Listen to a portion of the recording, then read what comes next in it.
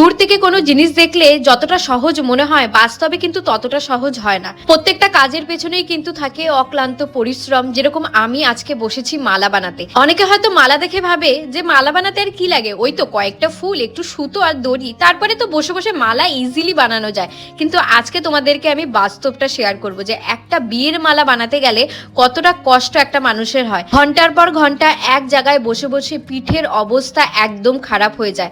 একটা বিয়ের মালা বানাতে গেলে মিনিমাম লাগে 2 থেকে 2.5 ঘন্টা, আর দুটো মালা বানাতে গেলে তাহলে কতক্ষণ লাগে? মোটামুটি 4 ঘন্টার মতন লাগে। একটা মানুষ একভাবে নিচু হয়ে 4 ঘন্টা একই জিনিস করছে, একবার জাস্ট ইমাজিন করে দেখো, তাহলেই তোমরা বুঝতে পারবে কতটা কষ্ট হয়। তার উপরে টাইম মতন দিতে হবে ভেবে তো খাওয়া দাওয়া সব ভুলেই যাই। আজকে সারা দিন কিন্তু তেমন কিছু আমার খাওয়া হয়নি, শুধু দাঁড়াচ্ছি, বসছি আর কাজ করছি। আর প্রত্যেকটা বিয়ের ডেটে কিন্তু শুধু দুটো মালাই থাকে না, আরো অনেক মালা থাকে, গজরা থাকে, হলদি সেট থাকে। আর সবকিছু সবাইকে টাইম মতন দেওয়ার জন্য কিন্তু ভোর থেকে কাজ শুরু করতে হয়, আর সেই কাজ শেষ হতে হতে কিন্তু সন্ধ্যা হয়ে যায়।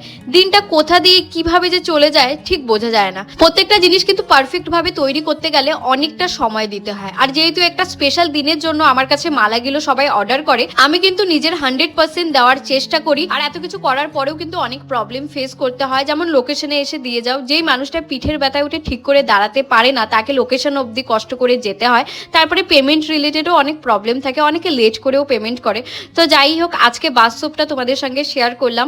মালা দেখতে যতই সুন্দর, তার পেছনের বাস্তবটা কিন্তু অনেকটা কঠিন। কেমন লাগলো এই মালাটা সবাই কিন্তু অবশ্যই কমেন্ট করে জানিও। সবাইকে হরে কৃষ্ণ।